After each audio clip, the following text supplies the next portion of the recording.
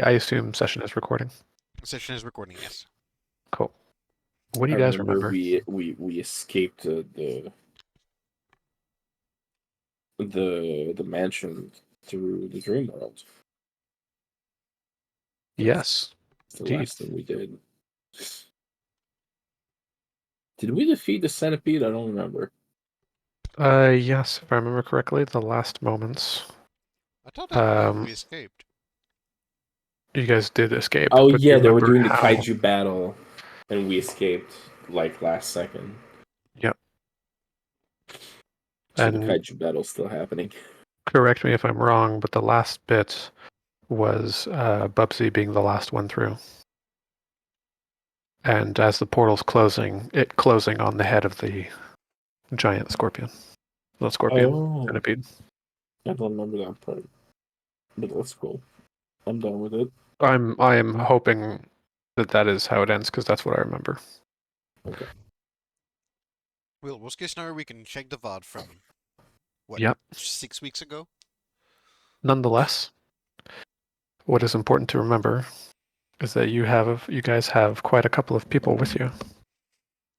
That was going to be my first question. Did the others wait for us, or did, because Manuelo gave orders to the lacerator about how to evacuate with the extra dose of blood he gave him. So the lacerator's not there, and neither is Bartholomew and And the other Mats. However, you guys do have Poppy, and you guys do have Bubsy. yay, it's a party. It is indeed a party. Wait, didn't we get the wounded guy out to the portal? Yes, Okay. Which guy? the wounded One of the Matt. mats. The The one that was wounded man. wounded. Bartholomew? I think so. Yeah, Bartholomew, Maddie, and Mateo went with the lacerator. Oh, they left before and then Yes. Yeah, they okay. left before you guys went to go save Poppy Mhm.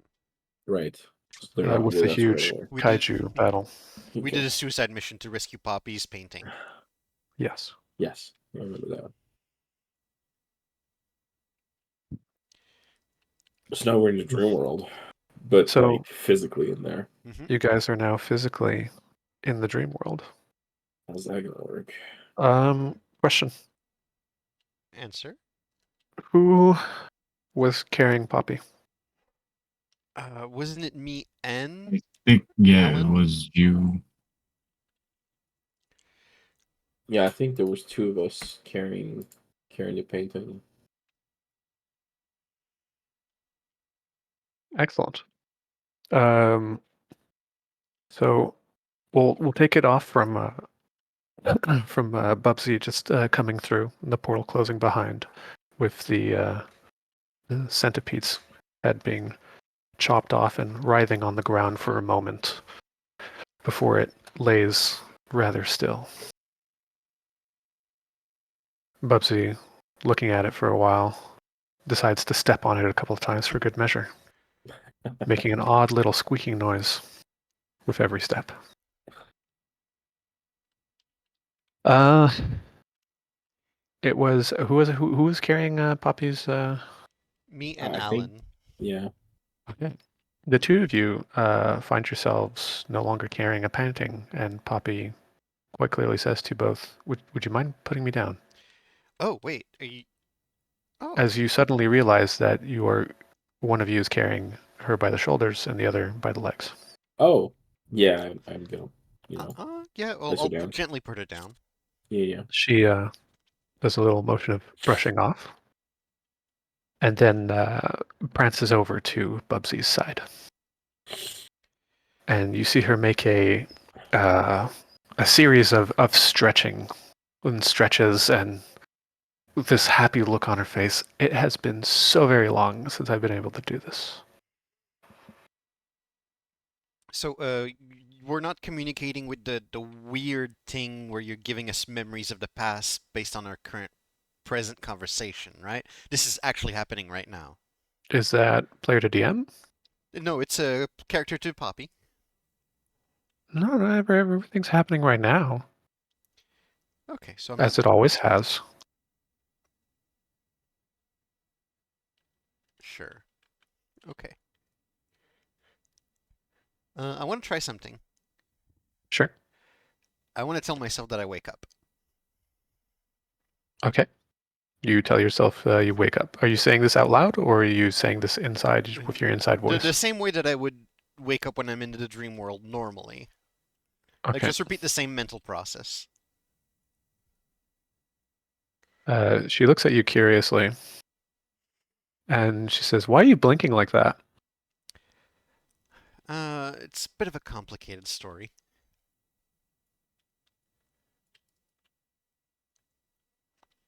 So how come are you not a painting here? Do you know? Oh, that's a very good question. And she points down to the frame that is lying on the floor, no longer containing the image of her. Oh, do we still need to carry that also? I think we could leave it behind. So does that mean you're free from the frame permanently?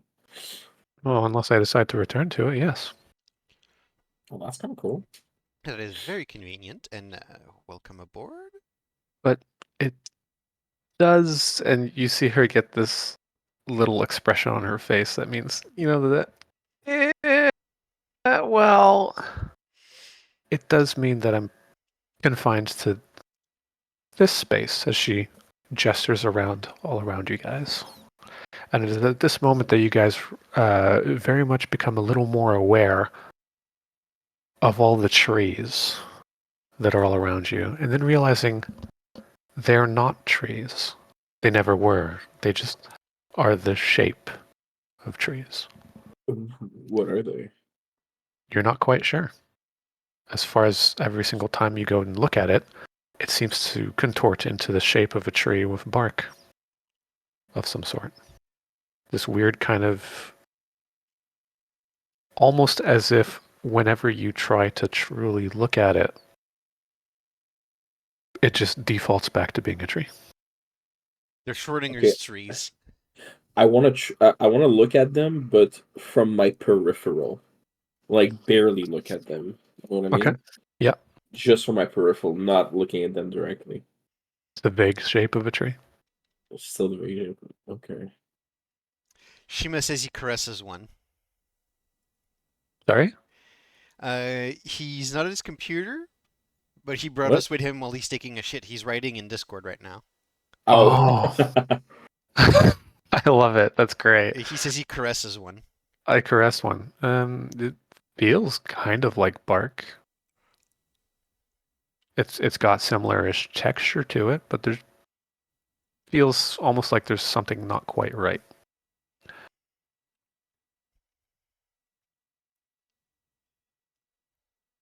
um, I'd like the true sight.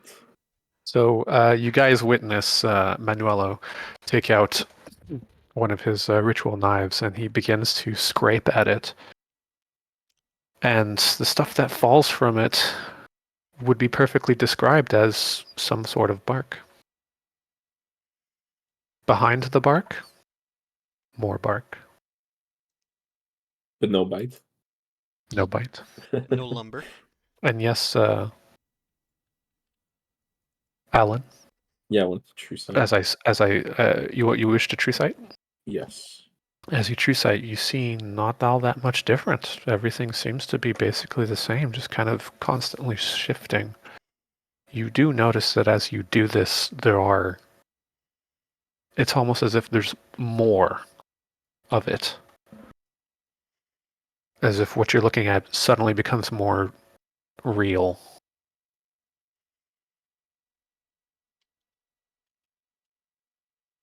More real. There's more trees? No, not that there's more of them. They just seem to take form more almost when you're looking at it with your true sight. Very confusing. I'm also gonna wake up.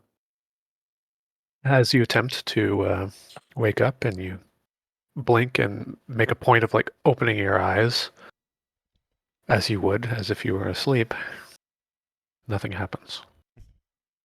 Yeah, Okay, I look at so him we can't blinking. wake up. Yeah, I tried. Oh man, how do we get out of this? That's a very good question. I'm just gonna wait for Shima's writing something. yeah, Manuela to finish up what he's about to ask.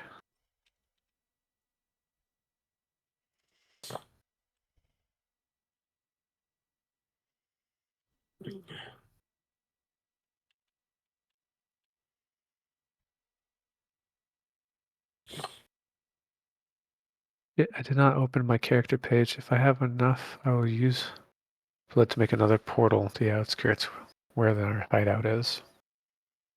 Give me a second, I will check.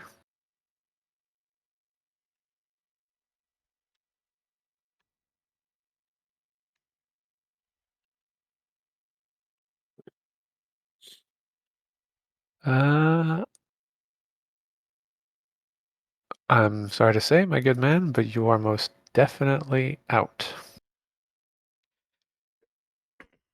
He is bloody AF.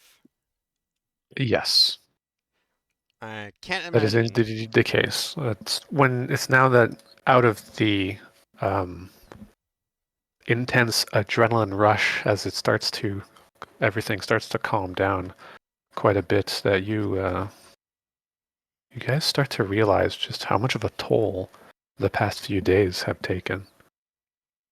And right when you guys start to relax, perception check, each of you. Oh.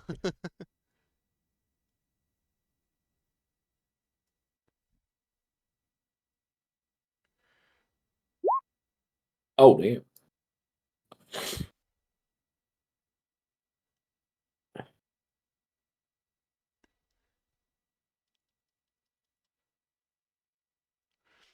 Well, I'm not beating that.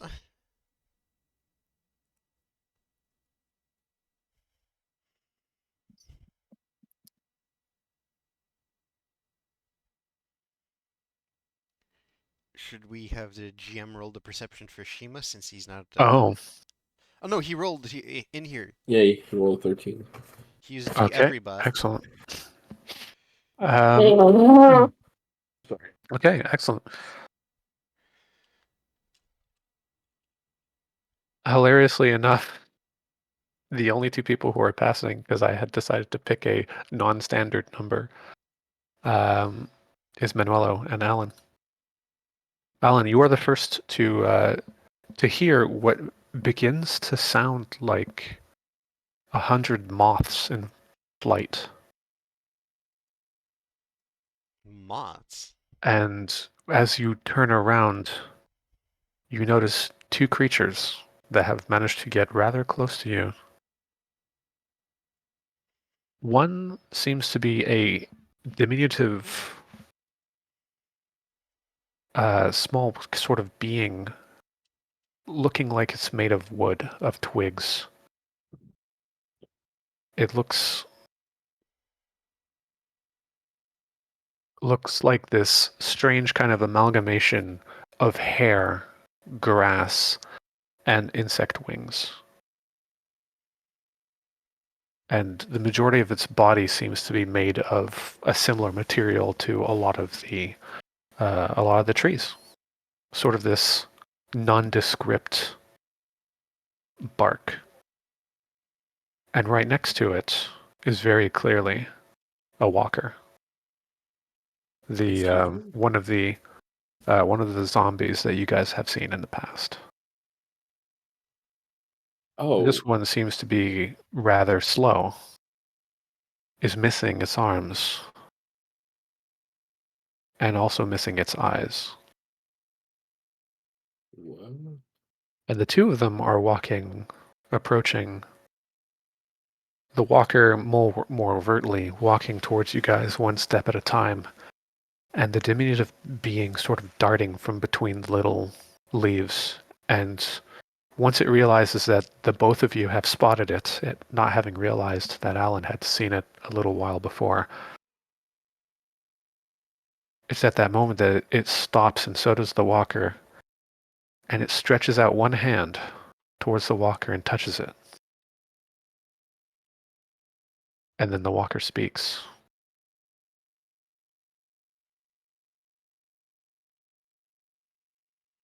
Hello? Can you hear me now? Hello? Oh. Hello. Hello? What are you? I am Sure. not important. The 5 of you are. And it starts with its other hand. It points to the middle of the walker, and it seems to be holding a tube, a strange sort of ornate tube, which looks like it would potentially contain like a scroll or something. And then all you have left is message, as it takes the tube, puts it onto the ground, and then rolls it forward. From who? I'm gonna pick it up. The message lies a couple of ways between you and it. The diminutive being seems to lets go of the walker and then gets close to a tree, still sort of watching from a corner. And the walker seems to be turning around, starts to walk a little bit, and then collapses to the ground. And then it lies motionless. Between you and this thing is about 15 feet. And the message being smack dab in the middle between the two of you. You want to go get it? Yeah. I'm gonna inch forward and I'm gonna keep an eye on the odd creature. go and grab it. Make sure no funny business happens. Okay. Do you reposition to maintain view with the creature? Can I entangle the creature? I just saw your fucking messages. Michonne, joke. How are you?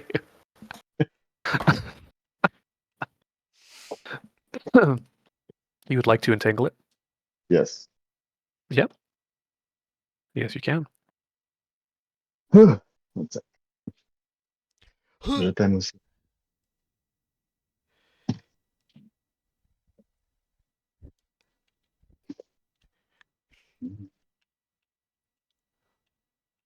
There we go. This is much better. Yeah. Okay. Character. Wow. Ooh. Exactly. And where are you? Yeah, entangling force. Okay. So you managed to entangle it. Vines sprouting up from underneath it and grabbing onto each of its limbs, and you can see it seems to, while it's hard to read this creature's strange sort of erratic movements, it's very clearly distressed at being contained. And you hear it give off this weird kind of insectile clicking along with what sounds like a lot of insect wing beats. This sort I'll of moth kind of soft fluttering. so after casting the entangling, I'm just gonna say we don't want to hurt you. We just want to, understand where is this message coming from or whatever. We don't like just being dropped stuff and someone just walking away. We don't know if this is gonna blow up in her face. I hope you can understand what I'm saying to you. It seems to go still for a moment. And then it waits. I'll grab the corpse and bring it right next to him. And It like looks just to you and looks to the corpse. Just saying, like, if you need to communicate, I don't know how that works exactly, but I think you need him. It looks to you and cocks its head to the side. And it looks back towards the corpse. And then it looks towards the message that is in the middle. And it sort of looks like it's trying to gesture towards the message. Yeah, I'm definitely picking up the message. So you pick up this tube, and the tube definitely looks of human making. Okay. It's definitely a sort of a little scroll box. It's not very big. Well, I mean, I say not very big, but it's about the size of a glass, of a tall glass. And it is made of what seems to be almost like it looks mostly like copper. I'm gonna And check on for one like. side, it I'm just sorry. pops off easily. Okay. And on the inside, you see a rolled up sort of parchment. I'm gonna take it out and start unraveling it. I'm also looking at it from above Alan's shoulder. As you pull it out, the scroll, as it's sort of unrolling, was blank, and there's this tiny snap of a little bit of electricity that jumps from the tube to the actual scroll, and legible words get burnt Ooh. directly before your eyes into the scroll. Oh, And it goes along the lines of this: he who bears this is invited cordially to the court. We're invited to a court. To the court. To What court? the court. I don't know. A The court. little creature, Yeah. seeing their reaction, immediately seems to sort of jitter and struggle against the bindings and stops for a moment. If I true sight the creature, do I see some sort of aspect with it? Yes, Yes. it's the aspect of change.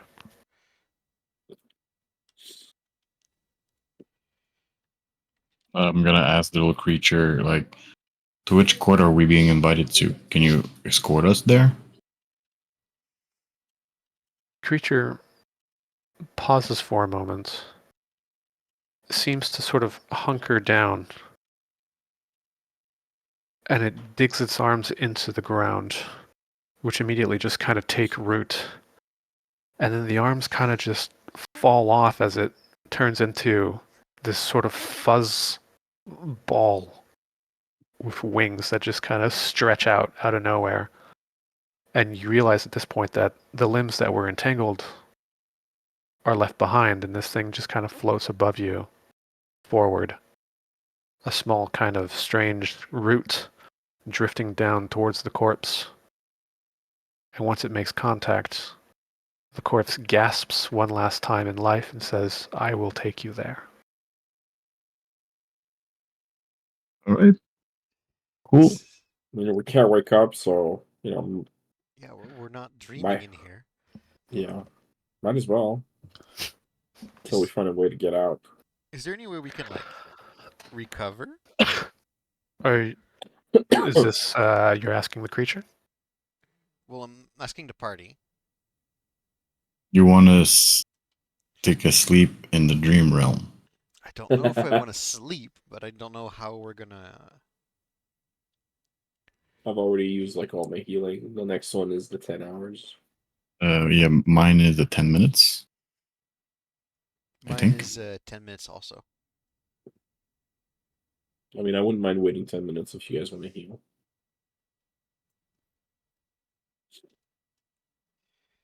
Okay, You guys take a 10-minute break? 10-minute breather, yes. Oh yeah, yeah. Sounds good. The creature sees you taking the small rest Ooh, and mentions, once again, the tendril still contacting with the corpse. there will be plenty of rest at the court as well. Sustenance, Uh, liquids. that would be really well for us. It's just Can you tell from us? where we came from is was a little bit of eventful evening. So yeah. Can you tell us who this court is from or associated with? The creature replies, and you hear, "The walls which contain nothing." And why are we, specifically us, invited there?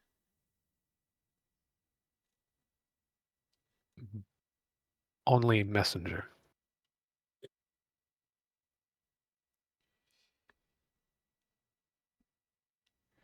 Yeah, they're just a messenger.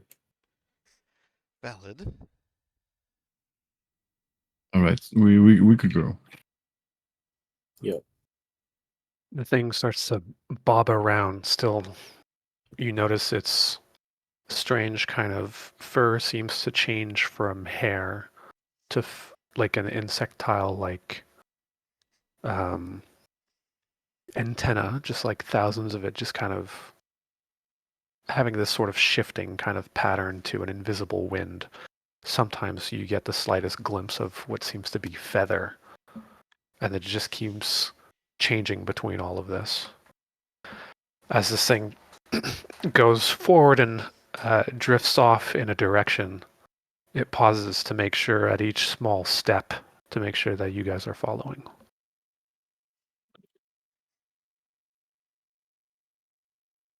Yeah, definitely Uh, following. right, and the girls are they following too? Yes. I'm saying girls. I don't even know if they're Yeah, actually girls, but it's only Poppy and Bubsy. Bubsy. But if they're following, that's. I mean, And you haven't seen what's in their pants. This is true. They are definitely following, but you notice there's an expression of worry on Poppy's face. It tends, you notice that how expressive she ends up being, and there's no way for her to hide it. okay. As we're following the creature, I'm gonna like walk back to Poppy and I'm gonna ask her, "Do you have any idea what this is about?" I might. I just hope it's not what I think it is. Is there And something we can do if it's something that you hope that it isn't? you ever run away from responsibility? Not really. I never really had any responsibilities. Just, you know, duty to survive. That sounds lovely. No, I have a responsibility, and I've been running away from it Oh, the majority of my time. And she just kind of like goes quiet and looks away towards the environment. And it's at this moment that each of you start to realize that the trees are changing from from the regular trees, briefly going to something close to the trees near the frozen gate, going to something not quite molten, but then transforming into something like marble of stone. And you notice that through these trees that are this sort of marble white and black, there's these veins of gold that just kind of strike in jagged zigzags throughout the strange, no longer bark. but rock. And you realize as well remembering that when you move, that intention is extremely important. And then it's a really good thing that you're following this thing, because otherwise it would be very easily to get lost. If I glimpse the new trees, do I see something different? It appears to be a very strange, not not a void, not sort of an aspect without having any aspects, but not quite the real. Almost So as if it's there's little occult, tiny bits. It's occult in nature, but it's but not the real and it's not claimed by an aspect. it doesn't seem to, like, each little bit seems to be this war of all the aspects, kind of. The easiest way, as you're looking at it, is almost as if each aspect was light, this one would be white, the mixture of all. Oh, okay. That makes a lot of sense now. Okay.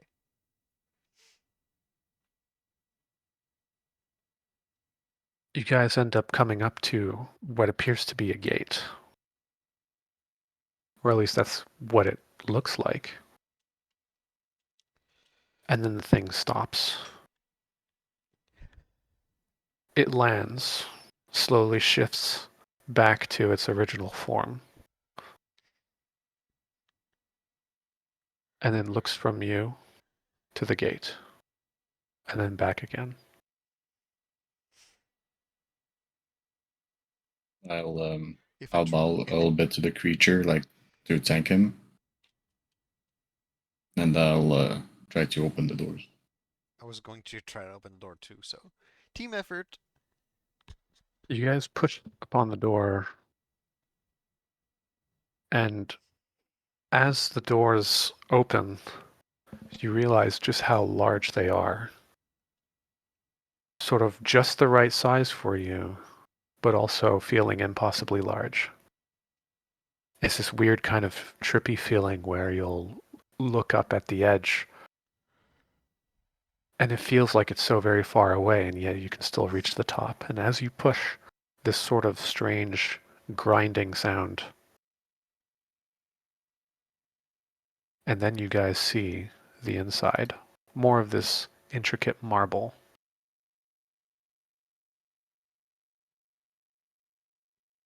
And inside, there's things. There's beings. Holy shit! Ooh.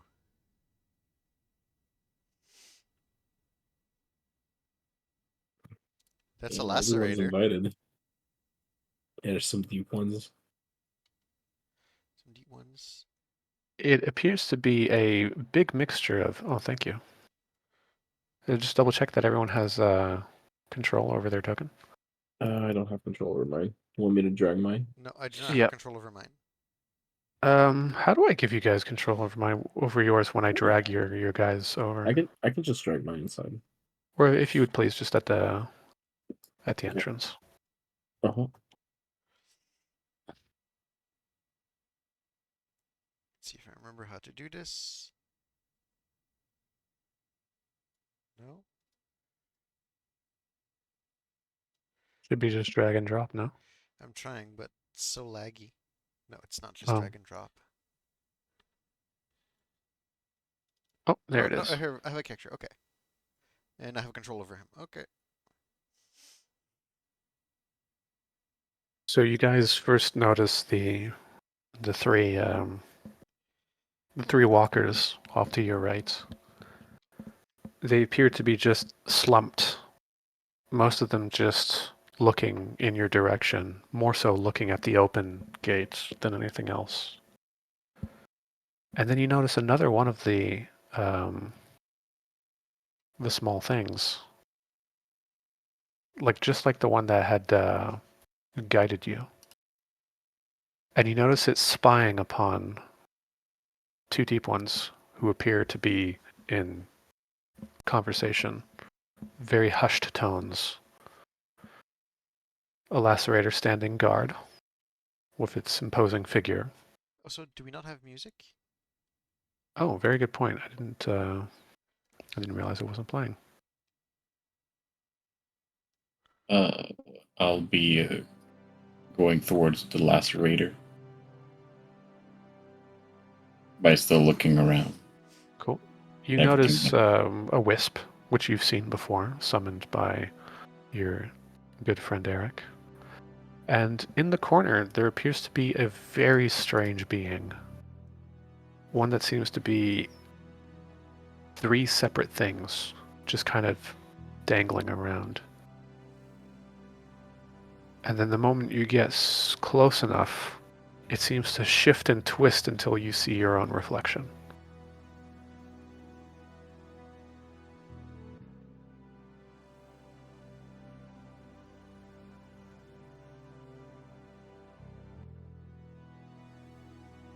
As you guys walk around, each of the different creatures seem to be giving you some sort of glance in your direction, but aside from that, they don't seem to be worried. They don't seem to pay you much attention either.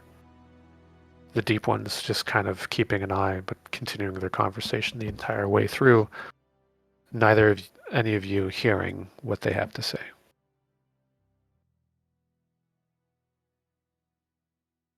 I'll go toward the lacerator and I'll bow to give respect and ask him, were you summoned to this court too? The lacerator bows also in respect. Seems to give this strange sort of salute almost. And then you hear it speak. I have been summoned, yes, to stand guard.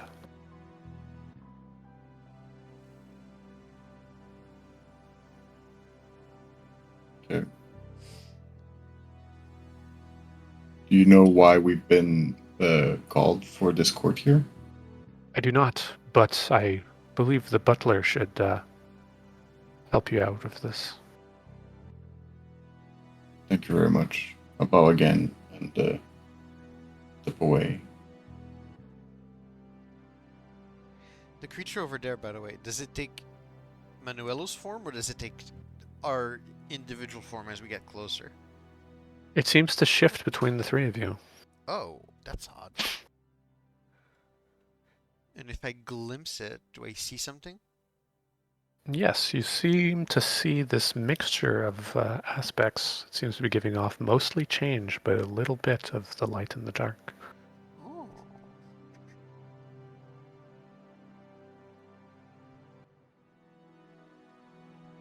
And it approaches for a moment. And whilst it's approaching, could you, the 3 of you, give me a perception check?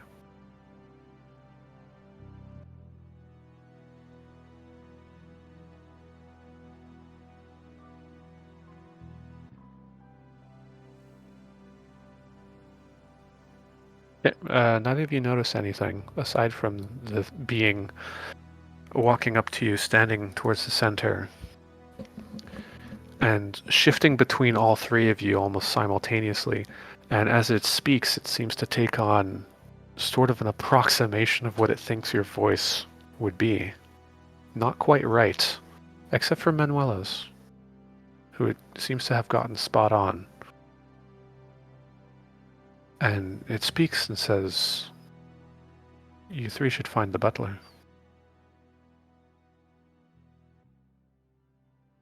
Where is he? Being looks around for a moment. Ah! They're right there. I want a true sight. As you true sight, there's this strange kind of funny feeling that you're getting from that corner. And you're noticing that there's something not quite right about in between the bricks.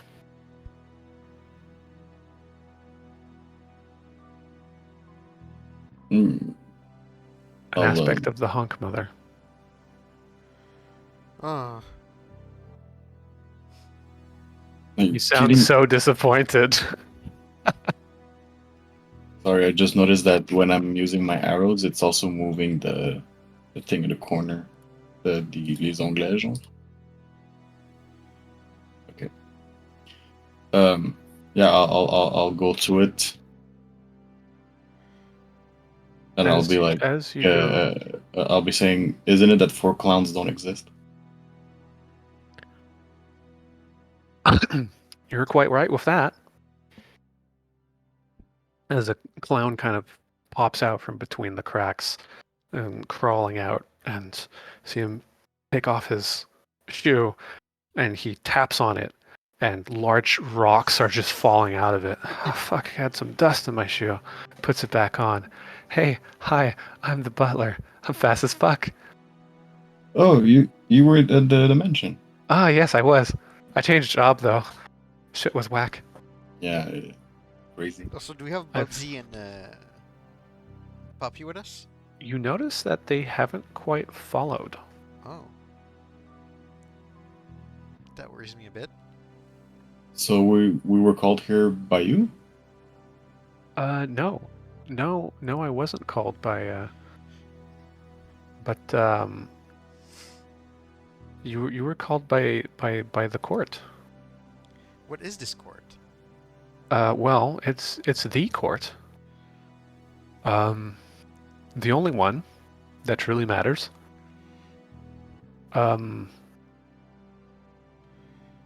Yeah. It's Does a that court. answer your question? No. It's a court that does what exactly? Do they just talk about what they're gonna eat for breakfast, or like who are they gonna kill before Well, lunch? Are we being here They- because we're going to be standing on trial? Oh, jeez, is that why you're here? My I'm goodness. asking. Oh, you see him pause for a moment. He seems to reach behind him, which there's nothing behind him, and then he pops out this bag of popcorn. I says, "My goodness! Oh, wait!" And he pops out this foldable chair and puts it out. I can't wait. Oh, geez, I hope so. Haven't seen a good trial in forever. And he starts munching. Oh, right. I'm supposed to take you there, aren't I? Take us where? Well, to the court. Oh, this is in the court. This is not the court. And it's around this time that you guys notice this sort of the ground kind of shaking just a little bit enough. And you see Bubsy pop in. And on his shoulder, he's carrying Poppy. Yay! And Poppy is definitely not looking like she's happy to be here.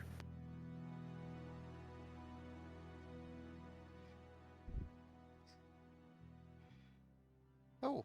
Bubsy starting to looks get and worried. sees, oh, waves over to the butler. Long time no see. The butler gestures and says, "Please, it's this way." And he points over to what seems to be a stained glass window.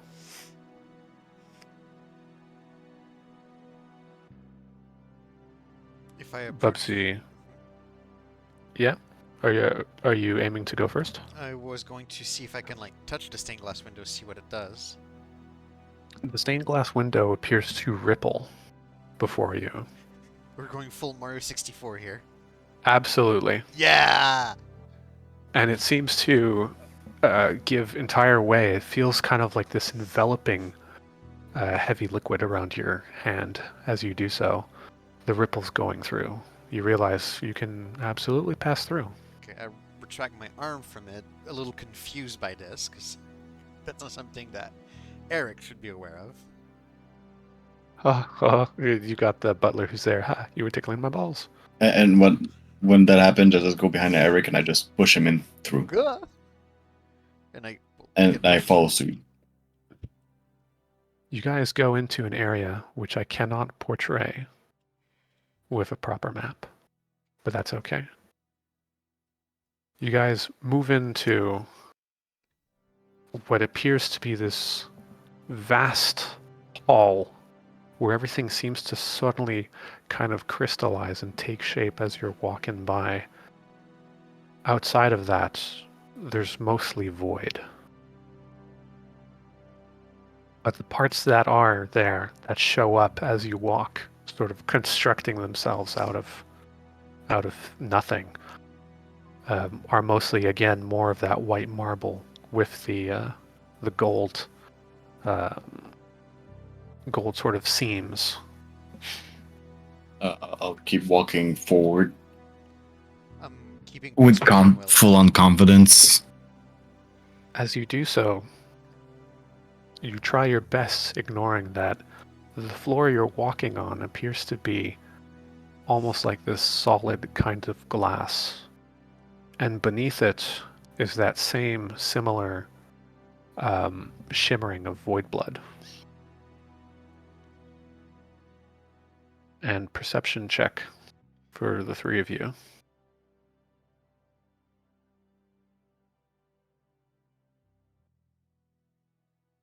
Nice. Nice. Yeah, that's my second nat 20. The fuck? You're on fire Alan tonight. and Alan and Eric. The two of you notice as you're peering down below, you guys pause for a moment, just having realized what you've seen. Far below your feet. It's hard to make out, but once you started seeing it, you were able to pick it out. There is this giant, it looks like it's kilometers away beneath you. But there's this giant, desiccated, draconic figure. It looks like the sort of classic Western dragon, as if it was mummified, but instead of its head ending in the classic sort of lizard skull, it ends in this huge kind of, the whole way the neck is just almost like a worm. And the head is up tilted just enough for you to see that the maw of this worm is thousands upon thousands of teeth that looked like once you would get in, you would never come out. Oh, do you two see that? Damn. See what? Oh, look under you, Manuela. And I just start pointing to him this nightmarish vision. And it's at that moment that you see it as well, Manuelo. This thing, if it was near you, would be gigantic. Do I know about that, or Nope. You've never seen anything like this. it's fucking rad? And it looks And as you- mummified, as in it's not alive. It looks, I say mummified, but it looks like it's dried out. So yes, it definitely looks like a body. It looks desiccated. So, like a mummy without the wrappings. Yeah, okay. But the teeth are still there, which The teeth are still there. makes it horrifying. So as you guys walk in this sort of strange realm with the walls kind of appearing close to you and then disappearing away, as you look back, you still see this one small area of light. And in front of you, as you get close, you notice there's another attendant. This is another one of those strange things that is taking on each of your forms as you get close. And it seems to gesture behind it, and as you do so, you see this giant eye just open up, and it looks around for a moment and then focuses on each of you. And the iris just kind of gets real big, I'm gonna and it wave stays politely. motionless. You see just barely your reflection. The eye doesn't seem to acknowledge you. This eye is the size of, how do I put this?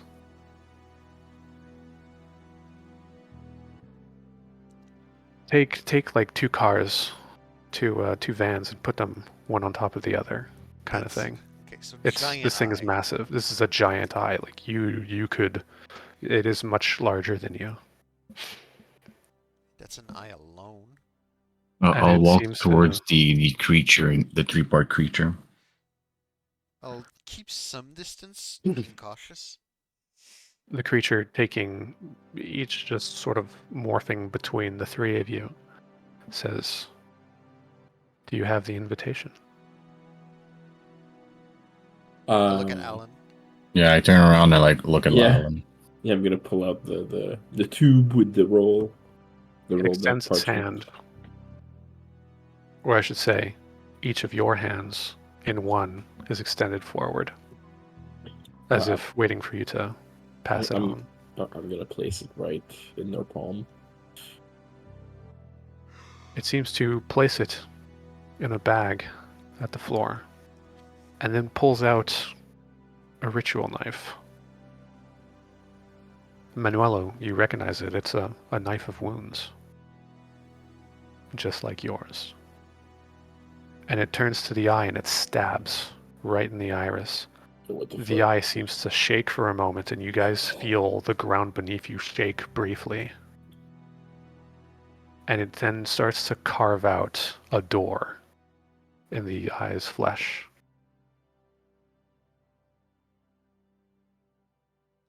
And then it says, "Are you ready Ready for what? to cross the Rainbow Bridge?" And it peels open this door, and through it, you see a distant sort of room, not unlike this one in the sense that everything is dark. Once you are done, you will use this gate once again to go wherever you need. Is nobody going to explain to us our purpose here? Or of They this will. place? They will? And the figure points inside. And you see at the far back there are several figures seated. I'll go first, walking in. Not sure if You- bravado or folly. I'll So- follow after. I'll follow Each of you after. walk in. And now the hall area is rather dark. There is a single floating orb in the center, and it seems to radiate a sort of soft light, almost as if the light is coming from it, but it's not like you can look at it. It just looks like a regular metallic, ornate ball. And the light radiated from it shows several beings seated. And amongst the beings, you recognize two of them. Ors and Meredith. The others you don't recognize. Who, Meredith? And you find Meredith, yes. But who before Meredith? Ors. Orm. Ors. Ors. Oh, okay. This is the first time in a long time that you guys have seen him. Once again, as you guys look at him, you don't see his real features. You only ever see what was burned in your brain from that first encounter.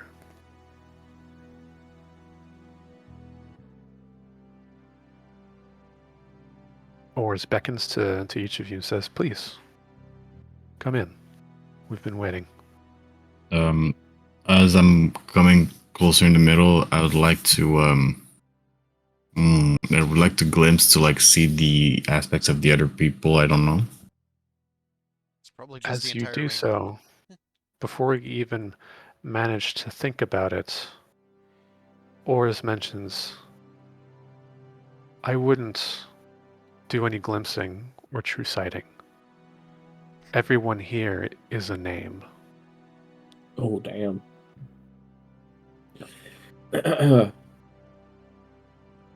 Do you still wish to true sight?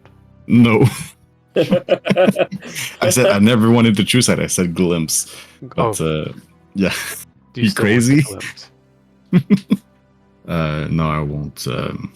Specifically, even if I was able to gain a couple of intellect, I'm sure with these guys I might just die. So Yeah.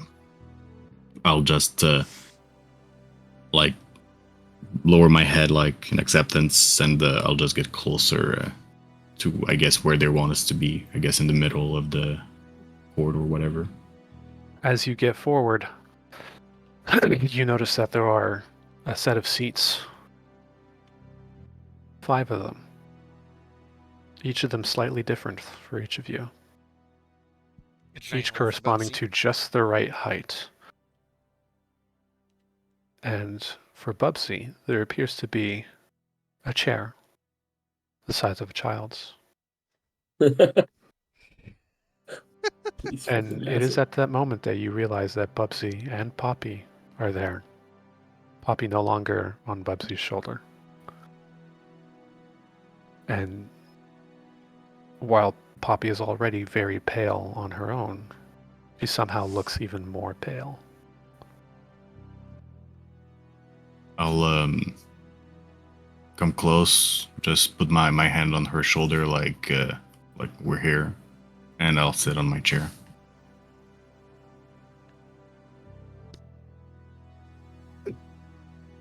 As you guys sit and get comfortable, you hear a voice which is like the slamming of hammers on metal. You can barely make out. But it seems to say, "Where is the light?" And Ors mentions, "Oh, you know them. They never show up to any of this. They already tend to know. Why would they bother? After all, he tends to be too much of a stickler for all the rules and stuff. I'm kind of glad he's not here."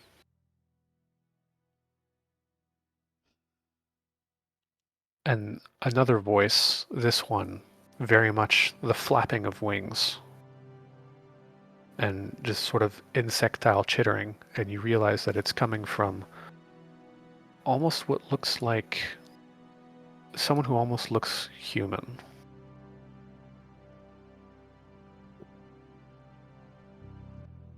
Hmm. And Ors responds and says, "Well, I do think the messenger is here." And then Ors says, "Ah, yes.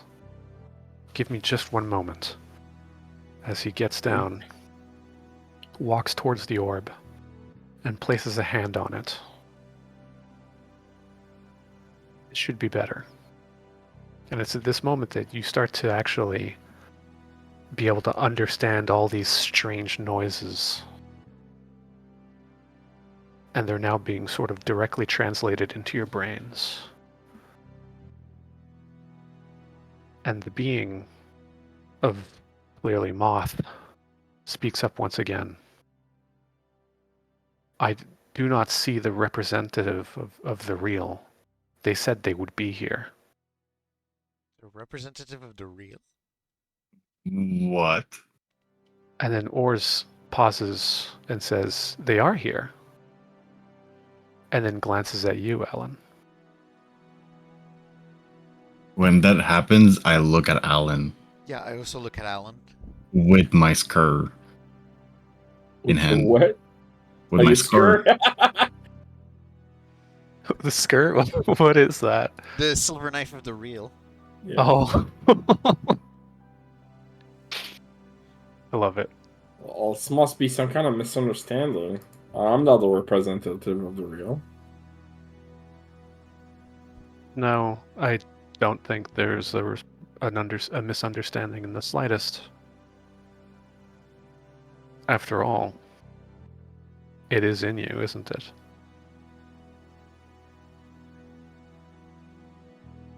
I'm gonna be like, wait, what? It can be. He's been with us since the beginning. He was being like there was an imposter just like him, and we took care of him. We killed him. No, we killed him. Are you talking about the one that was impersonating him? No, there is a very small amount in your friend. Wait, did And we then- correctly pull it all out when he got stabbed by one of the real creatures in the manor? Poppy gets up and mentions, but I pulled it all away.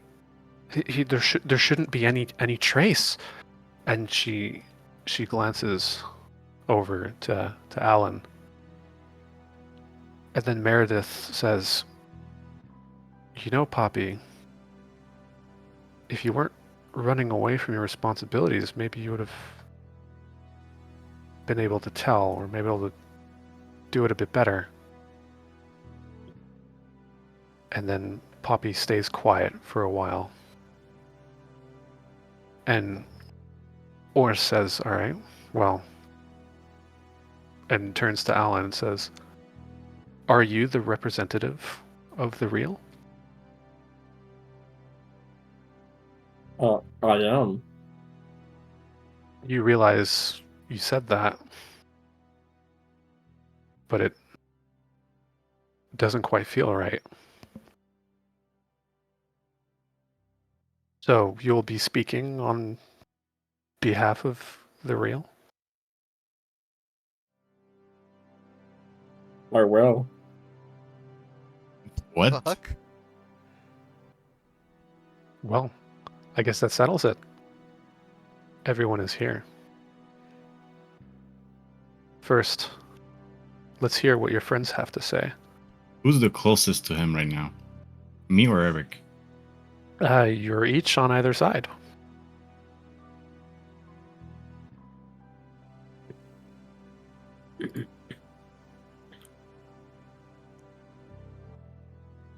Is there a reason for this?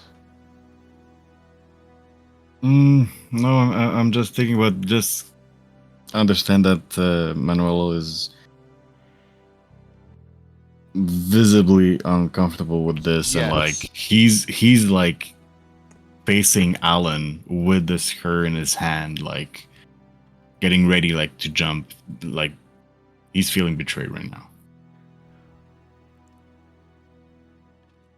What do you mean, like you're gonna be talking for the real? Uh, I'm not sure why I said that. It just feels right. Are they taking control of you?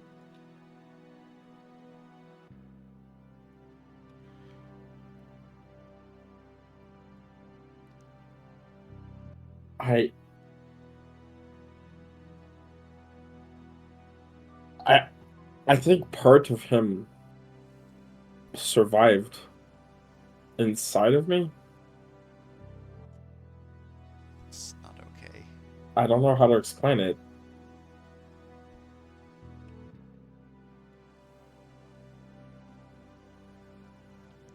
I have my hand on my own knife. Very uncomfortable at this point.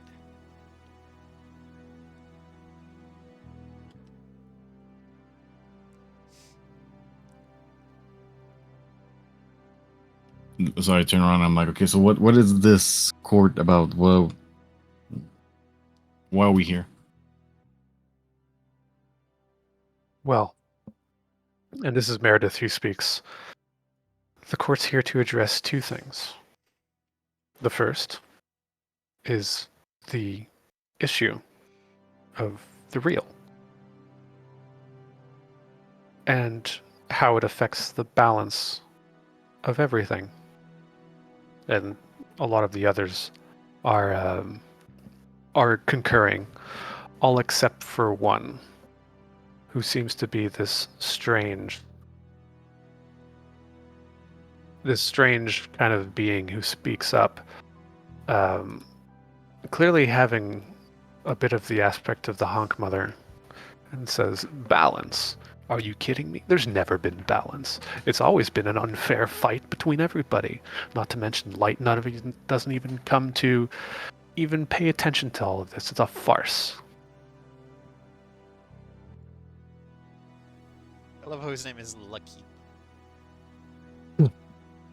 In character, we obviously don't know. That's a-okay. You guys are gonna find out pretty soon anyway. And Oars chastises this being, saying, "Lucky, calm yourself." That's the second part.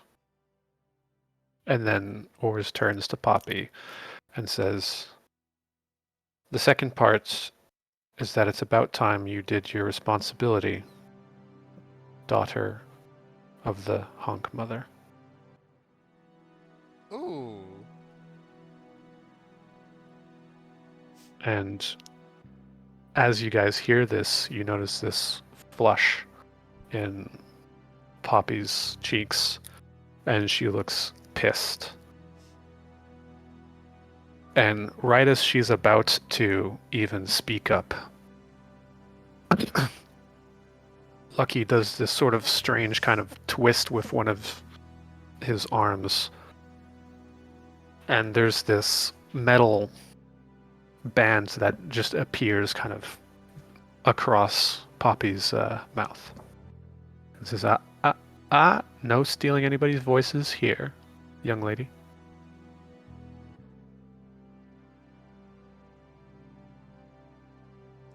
And then the one whose voice sounded like hammers speaks up. This strange sort of being that seems to be somewhat surrounded by fire, and goes and says, "Well, let's start with the first part. Let's talk about the real. What does it want?"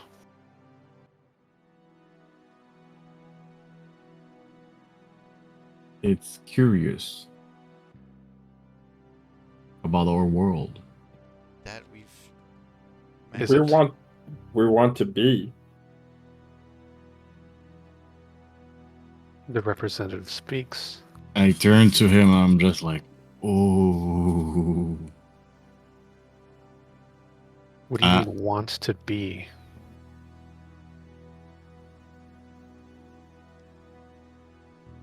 We want to exist. And Lucky speaks up and he says, "Come on, Six, you can't possibly believe that. There's only so much space. What do they even do? What do they even, what could it possibly govern?" And then this strange voice that just sounds like it's coming from a hollow, empty, dry as a desert. Like it speaks like a corpse is talking. Which is strange considering just how wet this thing seems to look. And it says, "Well, perhaps it's looking to usurp one of us." Wasn't, oh, I don't know, Ors interested in something? Oh, what was it that my good friend had mentioned? He who stares back? Ors didn't mention it, but Ors wants someone dead, and not just anybody. And Ors glances over to this being and says, "Can it, famine? It's not for us to decide."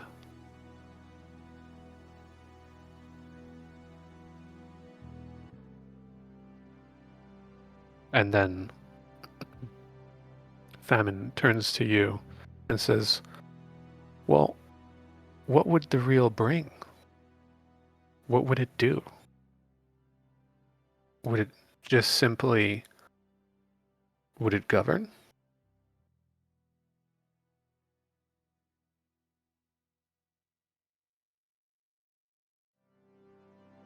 We want to be. Be what?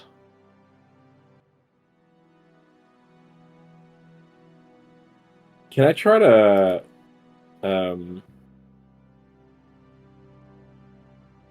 grab the skirt? From Shima's hand? Yes.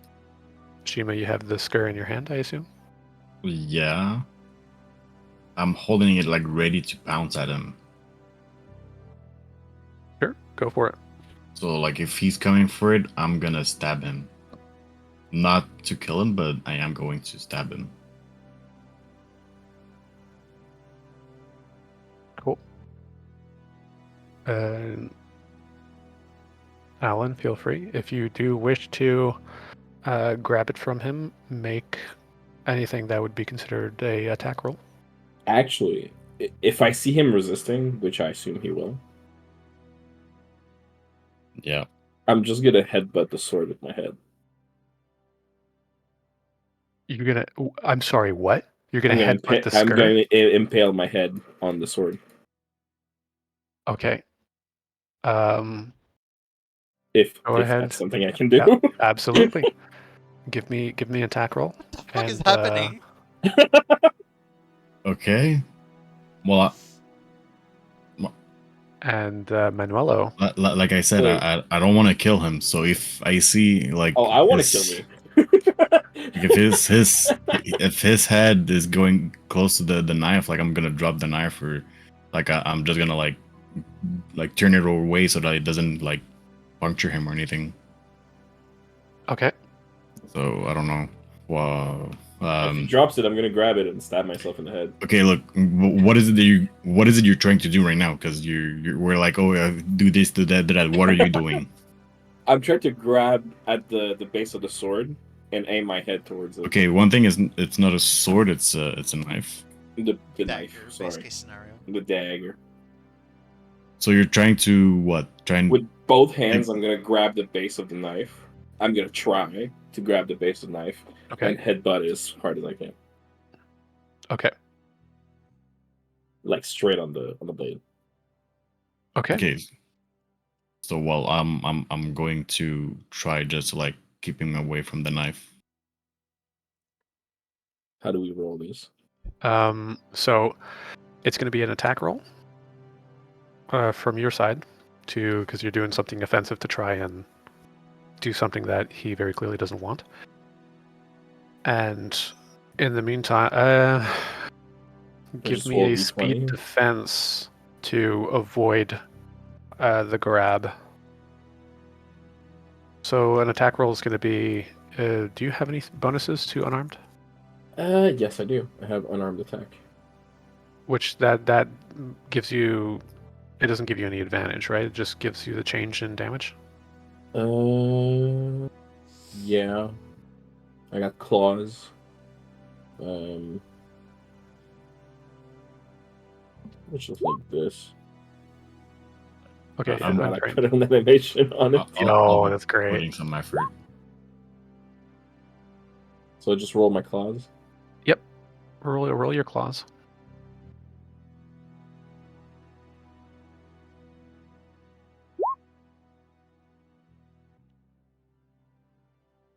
Okay. Unfortunately, you don't manage to succeed, and so what ends when up happening? Yeah. Oh, go ahead. Go ahead. Well, it's like after the whole thing that like him trying to like get to my knife, I'll just try to entangle him and like take some distance from him. Okay. So you manage to dodge his attempt to grab at the knife, and you kind of notice that he didn't just grab at the knife. You saw him like physically trying to shove his head on it as well. I'll entangle him and be like, "What is it now? And You want to try to kill yourself?"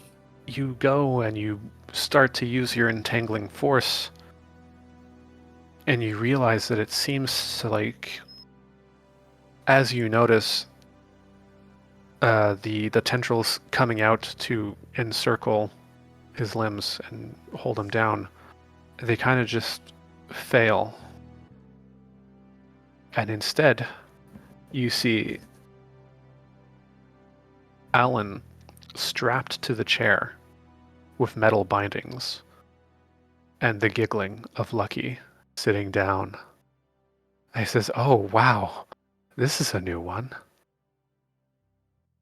Hmm. He's the representative, but it's not willing.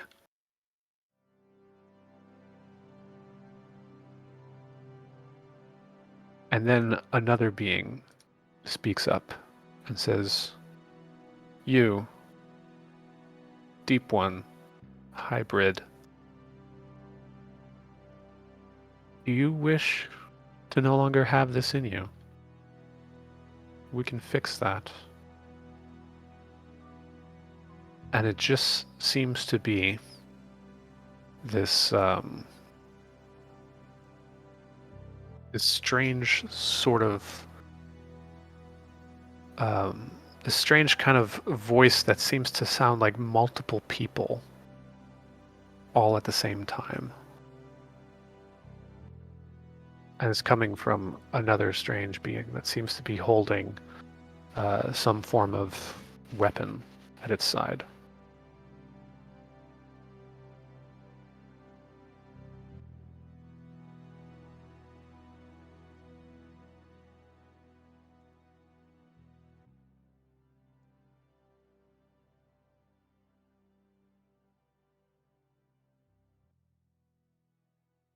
I am taking notes, even though I'm not super participating. I'll be saying out loud, please, yes, get it out of him.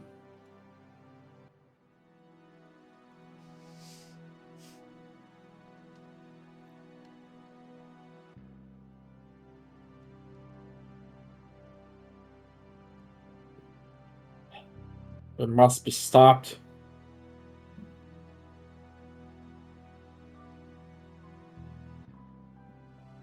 Can you contain it? We can remove it. You see me wincing in pain a lot.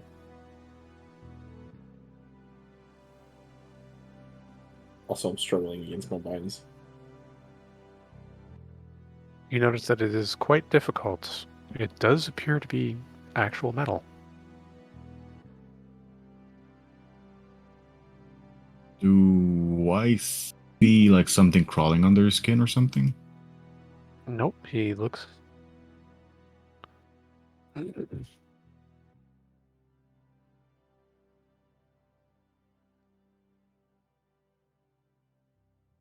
you going to remove this out of him? Would that be possible? It would. Then what are we waiting for? Because I can attest that this is definitely not our colleague here. This is not the kind of behavior he's given to us. You have Ors who looks at Meredith. And Meredith says, I think I know who would be able to do a better job. And do it right this time. Won't you, Poppy?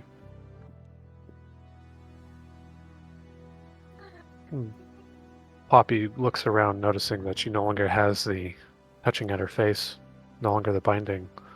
She says, yeah. I guess it's time. Then she gets up, and she walks over in front of Alan. And she says,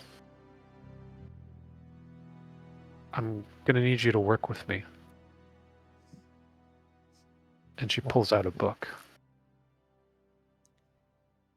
And as she opens it, you hear many, many voices just sort of escaping the pages. And you see what seems to be shapes of mouths, all sorts of different sizes. And she continues to scroll through until the end, onto a blank page.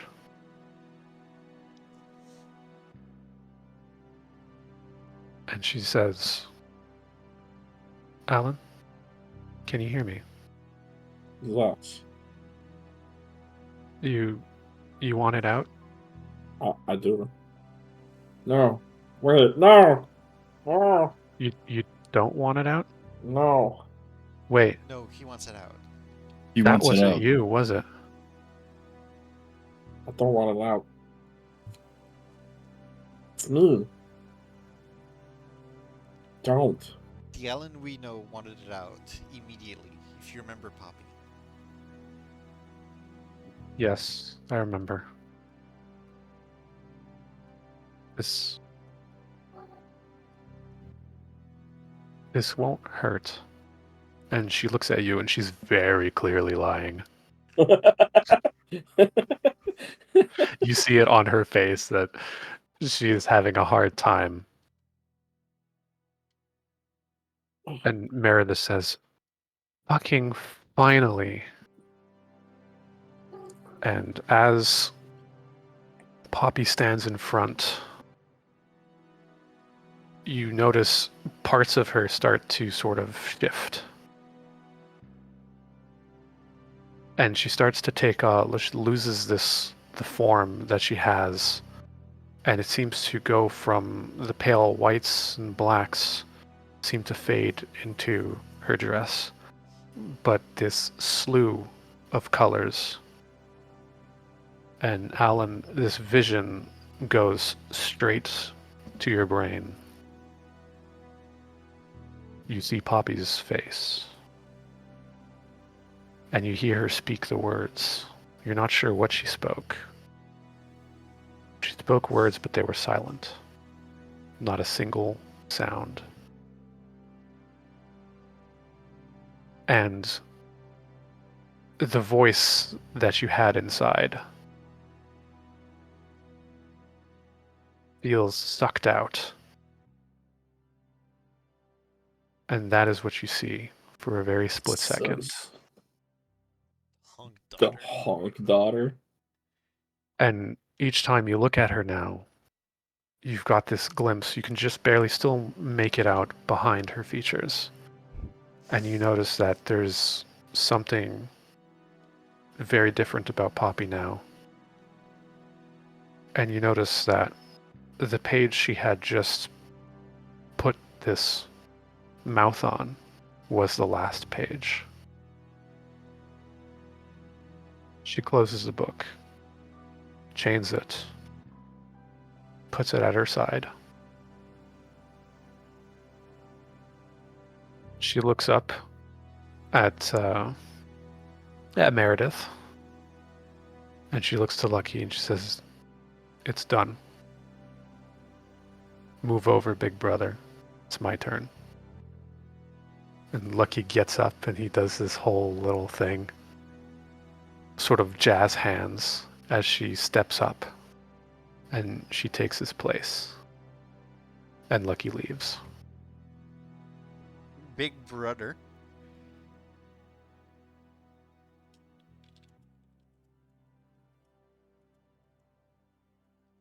Are you okay, Alan?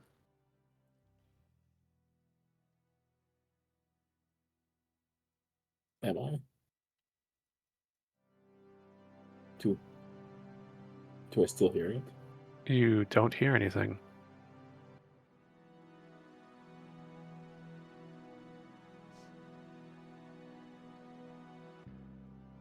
Are you okay?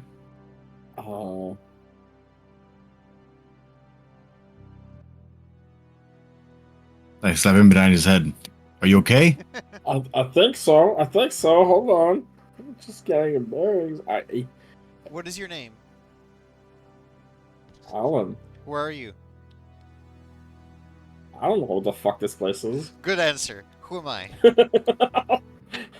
Do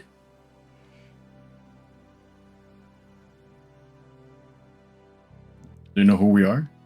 Oh, yeah, you're Hurricane Manuela. Okay. What the fuck happened to you? What's the last thing you remember? Yes, actually, very good question. I mean, I remember everything. I just... Fake Alan was still inside me. Where did he go, actually? Where did you put it? You pulled him out of me. Where did you pull him? I'm asking Poppy. Those You somewhere mean safe. the hung daughter? Yeah, the hog daughter. Is he Put him somewhere contained? safe. Yes. You sure? Because the aspect of the real has been underestimated before. Many a times now. Yeah. I would even go as far as to say that it doesn't behave normal aspect, like logic. She says nothing for a while. And then she says, "There is no way for me to reassure you without you understanding the Silent Father and the power of containment. I see. But rest assured, that voice, that entity, is no longer in you. I mean, that's secondary. I want it to be contained and possibly destroyed. That's what I really wanted. It is contained. Oh, okay. As for destroyed, that's going to be tough. Well, we already know they work as a half mind, so it's not really just one entity.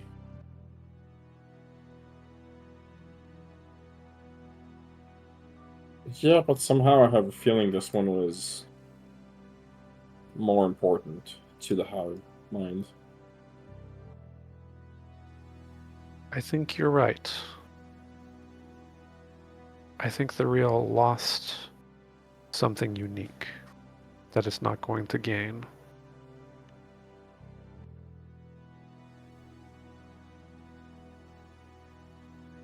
Now, my question is, how was he still in you? I have no idea, man. In the mind. So when the real copies something or someone, there's already a connection between the two? The real and the copy? I think the longer it goes on, the more the two become connected. And then I assume it must have to do with the infection that took place. It was enough to just insert even just too much of the idea.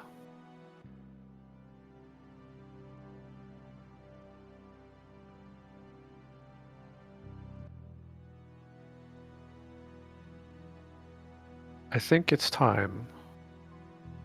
And she looks at the rest of everybody.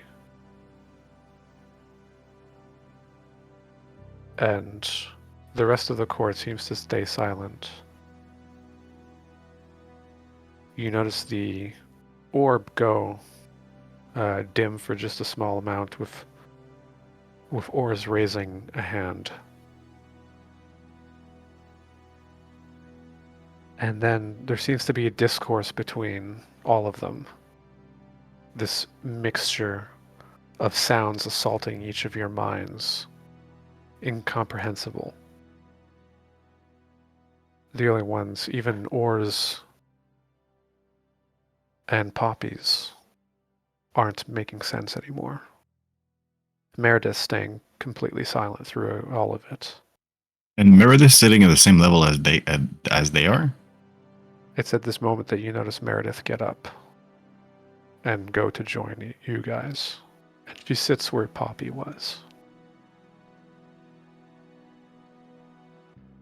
And she looks to each of you and she says, "How are each of you doing? Each of you look like you've gone through one hell of a shit show. I mean, I know, I went through it too, but you guys look like you could use a bit of rest. Yes. I'll bring you somewhere afterwards. Once this is over." And right as she's about to say another thing, What happened? the orb glows up again, and she stays. She gives you a glance, and then she stays silent.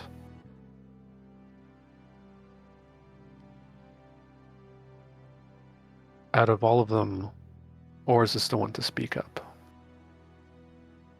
And he says,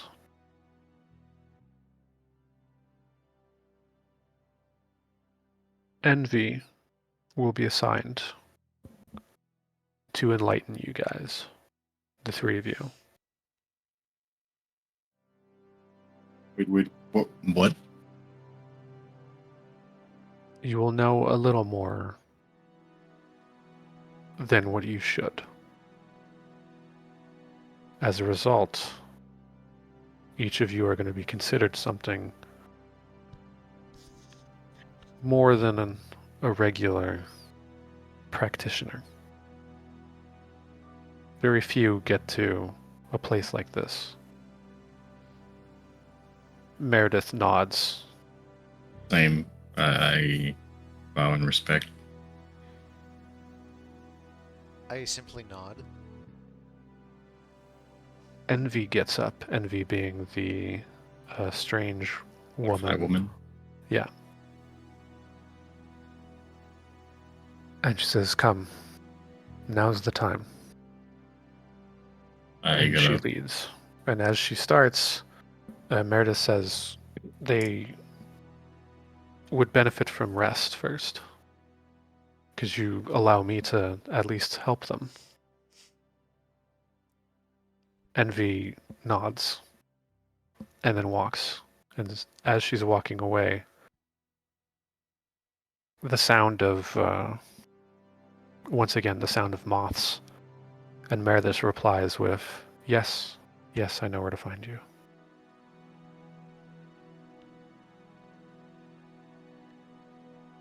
Meredith beckons to each of you and says, "Come. We'll get you refreshed before you get one hell of a lesson." And she glances back at Poppy and she says, "I'm proud of you." Aww.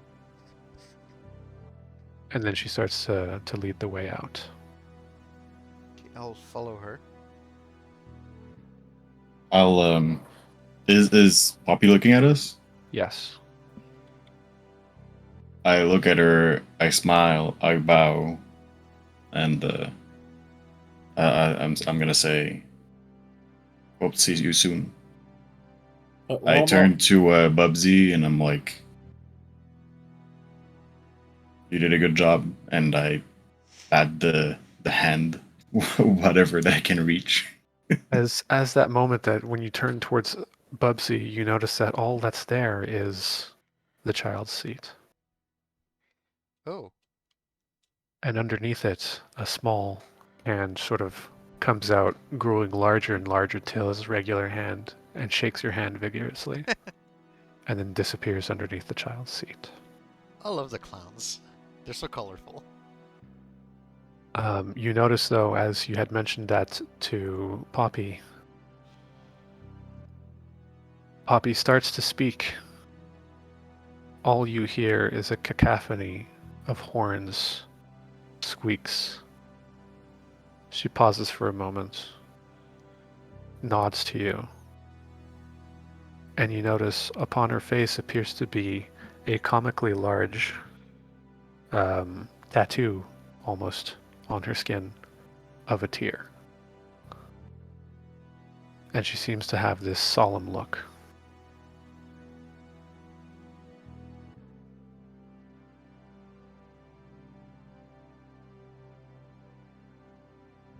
I'll turn and follow Meredith. What about me? Can somebody get me out of these binds? As you say that, you feel very foolish as you realize there's no binds. Oh.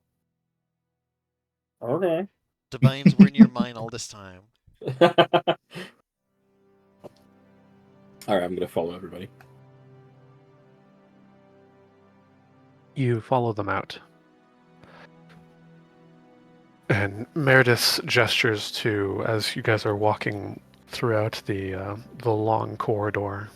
Once again, you pass by the through the eye, and the changeling that's there. And that's where you guys learn what it is as Meredith addresses it, calling it a changeling. She says, "We'll be back when we need the services." The changeling gives this weird sort of nod in Meredith's form.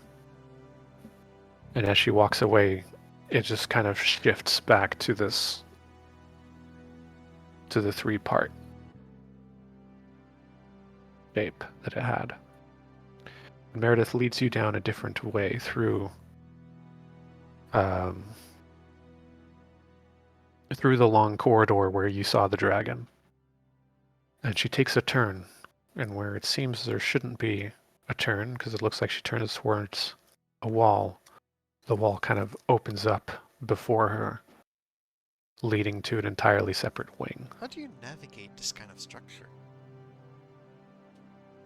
That's an excellent question.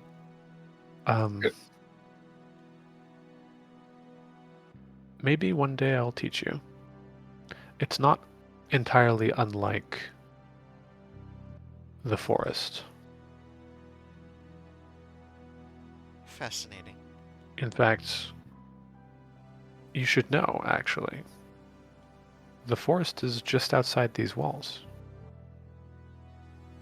As she points towards the walls at either side. Just know that they don't exist. And she continues walking. As we follow her, I'm gonna be like, "Do you know what that is?" And I'm like pointing at the dragon or thousand teeth thing. Yes, It's really cool. That's what the gods were before. Wait, what, before? One of them? Yes. Those were the gods from before. And that's the last of them that are kept proper. The others didn't make it. For the Honk Mother before, the Silent Father before change, for all of that, that's what the gods were. So those were the gods before the aspects took over as, As the gods, essentially. yes.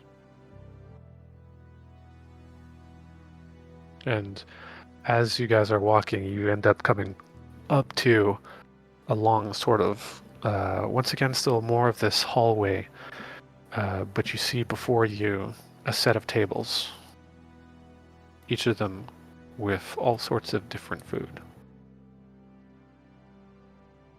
Or at least what looks like food. Because similar to the bark, similar to the trees, everything is just a little off and only really looks like it when you look at it. You guys will full heal Yes. as you take your time resting in this area. And you guys will also gain 20 XP. What? God damn. That's a lot of XP. Shit. Okay, wait, because now I'm at 25. 27. 22. Shit, because I remember I did took a couple of XP points for a tier, but I don't. Yeah, we did do some perks, but we didn't do everything correctly. And what I hate is because there's no like tracking for that. There should be. Yeah, there is. Where? It's advancement. Yeah. You Where? choose your advancement. It's under weapons. And Okay. when you spend okay. 4, you choose one. Okay. It's 4, right? For advancement? Yeah. Yeah. Yeah, you have to do the 4, and then the 5th advancement is what has you move to the next tier. Okay. Okay. So we could theoretically move up to tier 3. Tier 2. Tier 2. Tier I gave enough for you guys to just barely, to be just before tier 2. Last okay. time I gave you guys. So, and 20 XP is the amount that it takes for a full tier up. So you guys are actually to be this far into tier 2. Yeah, we're gonna be tier 2 and some change. But not quite tier 3. Okay. Yeah. Nice. This is also where we will be ending session. I have so many questions for Meredith while she's there. Like, what the fuck Dang. happened at the manor? Like I believe that she knew someone like was attacking of the real, and she was like, "Yeah, those three are gonna be able to take care of it." Or like she just called like a lot of people like that she know that are good or were being employed by her. So she was like, let's do it like a battle royale and see who comes out on top of this. Oh my god, if that was her plan. Anyways, I have questions, but obviously next session. Lore heavy dump, Yep. Yep, Laura Heavy Dump. and there's gonna The be more next Hong week. daughter. Oh my fucking god. Who would have thought? Who would have thought? Who would've thought? I have theories. I mean, I'm curious to hear them. Okay, 6, broken and amended. Correct. Envy. I'm not gonna hide any of their aspects. Envy, change. Yep. Famine, feast. Okay. Harvest is wound, obviously. So wrong on 2. Oh, I don't think. Famine and Harvest are wrong. am I missing some? Famine. So you're not entirely wrong. Because each of them does have they primarily have one aspect, but some of them have a little bit of an extra. Oh, so like their secondary aspect would be the ones I named? So Harvest's secondary aspect would be wounds, and primary aspect would be the feast. Oh, okay. And Famine's primary aspect is actually the All-Mother of all things. And its secondary aspect is the feast. Okay, so I was onto something. You were onto something. And those two were rather, like, they're very similar also in their style and everything, right? Like, visual style. Because I'm guessing if wounds on its own, it would be the prophet, right? Or no? Yes, that's Yeah. correct. Oh, I was under the impression that the prophet was like the actual aspect himself. No. So there's something above the prophet. Yes. Each of these people are names. Each Which of is- these things are names. Which Which is basically not- what Meredith is. Um, No? Meredith is not a name, Meredith is not a name. but she was present. Interesting. She was indeed present. I mean, she has something to do about this, so. I'm having some feelings that she is in a way related to being the Hung Mother or something like that.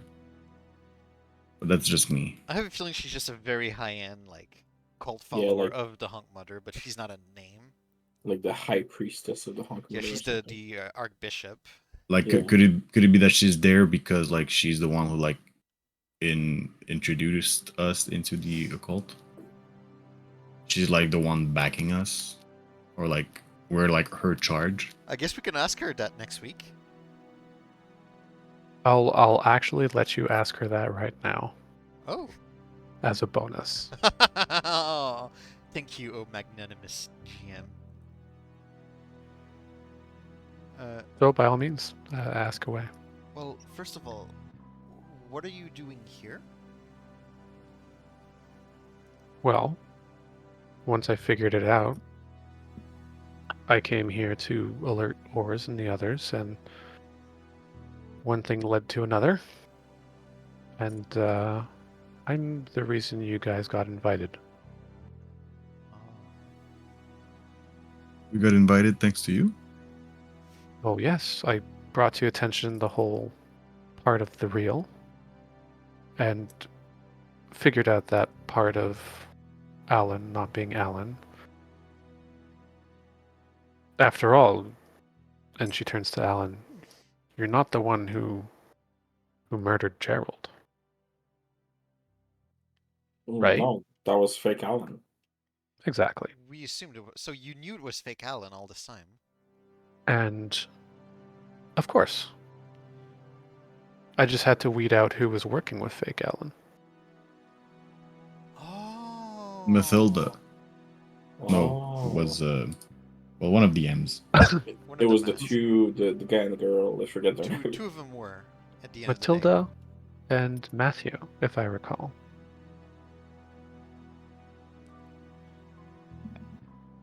Huge handfuls.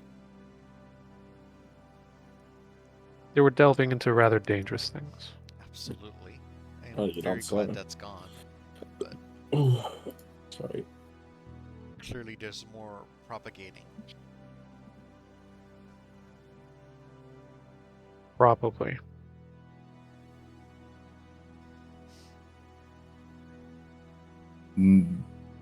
Do we know how the manuscript got so like copied over? Well, I assume you're asking that to Meredith? Yeah. The very popular manuscript About this of brand the new real? aspect, yes. Yes, I had gotten a copy myself, actually. It was an enterprising fellow, actually. Owned a small bookstore. Previously owned, I guess. He did disappear, didn't he? Yeah, he died He's after we told him not to fucking publish that I don't thing. even remember this dude's name. It's so sad. The DM doesn't remember that the characters. inconsequential. I think it was Vital, wasn't it? It was vital, yes. Yeah.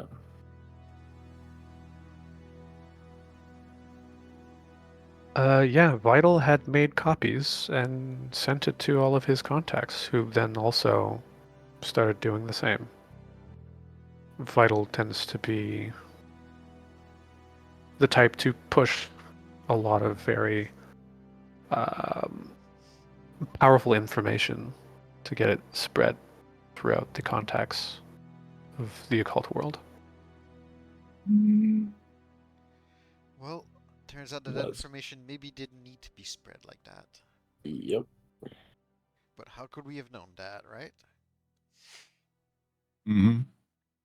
Paid us good money for it. Funny considering what you guys had told Vital as well. Do you guys remember? Mm-hmm. It's been too long, I don't remember, sorry. You guys had warned Vital not to Dabble with it. experiment, Yeah. not to dabble in it. And he did. The fucking guy fucking publishes it to everyone to fucking do it. Yep.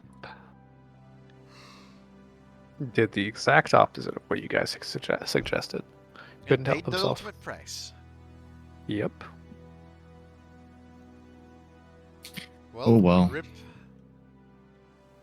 You guys, of course, know that this now obviously means that the information is all over the place now. Which tickles my fancy to no end. So we're gonna call the bureau. I'm just We're joking. gonna, yeah, I'm joking. dude, the like huge wildfire of like weird new magic and people looking like other people. It's kind of because of us. I wouldn't Sorry. say. I wouldn't say that it's because of us. I would just say that we found the point of origin. No. It's Nah, because of us. it's We because of us. documented it and we Yeah. fucking give it to a dude that fucking published Yeah. it. If we didn't had studied it and fucking wrote about it, we would have never went fucking everywhere. And all of that for what? One fucking golden favor. Fuck Yep. you. It's fucking great, dude. It's so fucking It's good. a story and a half, right?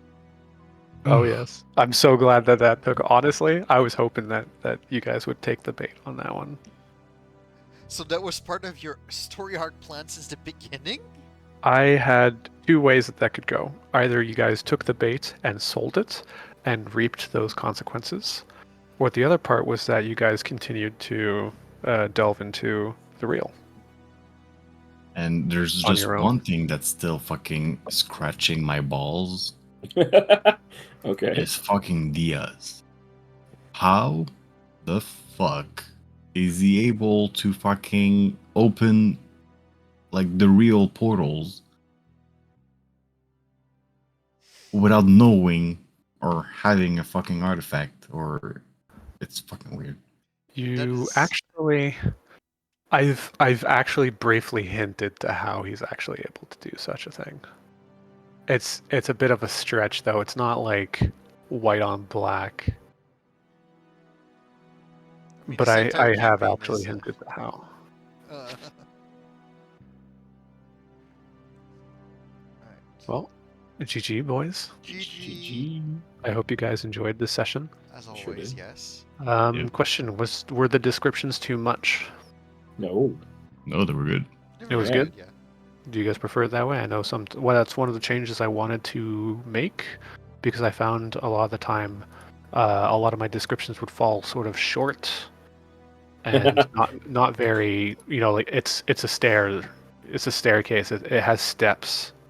Sometimes I would fall into like something really simplistic and not actually getting across the kind of images that I was hoping for. No, I mean, for everyday mundane things, I get it, but for stuff like this, where we're discovering this world, I actually prefer where it's more descriptive, so yeah, we get there's a a better time and a idea. place. I agree with Kiki. Like, yeah, Excellent. if it's like stairs, you can just say it's stairs. Like, we don't care if there's Yeah. like, you notice one of the stairs has a notch in it showing wear and tear, showing that this is not a new set of stairs. Like shit like that. Mhm. Unless it's important, I guess. But Makes sense. No, that's a very good way to put it, because that will definitely be the style I'm going to continue trying with, especially now that you mentioned it like that. That's an excellent feedback. I have So, yeah, like no negative critiques of your GMing so far. You're doing a great job. cool. I'm having fun, and I Very feel immersed. very appreciative. So I have one slight critique. Go for it. Um, You're wrong. well, you're wrong. So I just found that I don't know how to fix that, or if there really is a need for a fix, but I found that it's a little difficult to like. It was a little difficult to interject ourselves into some role play when it was all of the names just talking to each other. It I'm not almost felt gonna like we lie. were. I was a bit dreading that scene Yeah. because I mean, you brought up a good point, but the other point is it's always very difficult if I'm acting multiple Hmm. personalities and voices, which I know I'm not going to be able to properly do. Yeah. But that's actually a very good point. That's something that I'll I keep that in mind. personally took way too much time when I was prepping my stuff for Waterdeep. If you go back to the VOD, you'll see that NPCs just talking to other NPCs were stupidly rare, and I just Yeah. consciously put so much time into how am I going to present all of that without just having NPCs lore dump. Yeah. So I know it for a fact it's difficult, Yeah. Yeah. No, of course. No, So I don't that's blame a you. very good point, though. but I still wanted to outline it so like that you're at least aware. Do you have any suggestions as to how that would be? Honestly, for me, it So I was a mean, like, case by case basis for every conversation. okay. It's something you work on as it goes. Yeah, because the first thing I would ask myself is, what is the goal of this moment, of this scene that has multiple NPCs? And if the goal is like lore dump, maybe see if you can like extract player curiosity to have them talk to and ask the aspects, and one of them answers. It's very difficult. No, that's a good that's a very good suggestion.